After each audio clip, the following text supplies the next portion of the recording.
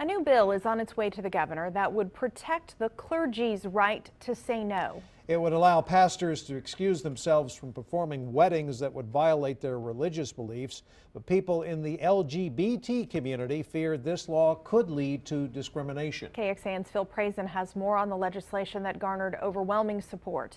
So I just want to clarify. The final question for a law many thought could cross the line at any moment to discrimination. Cannot force a church to perform a wedding the church doesn't want to, as it exists on current law. Is that your understanding? That is a portion of the purpose of this bill, yes, sir. Seems obvious, but fears arose after the city of Houston subpoenaed 5 pastors organizing against LGBT causes. Pastors testified earlier this year. How can they come to God's house and disrespect God's house? And with a looming Supreme Court decision on same-sex marriage, pastors feared lawsuits. It became apparent over time that this was a real issue for pastors and churches. Representative Scott Sanford convinced his colleagues the law would stay in the religious realm, and the bill passed 141-2. The Texas legislature said, hey, Texas pastors, Texas churches, we've got your back. Democrats came along because they see the bill also defending churches who marry same-sex couples. Members, we're also affirming the fact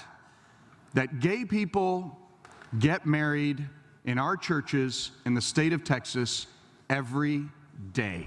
So whatever your beliefs, they'll soon be protected twice. Phil Prazen, KXAN News.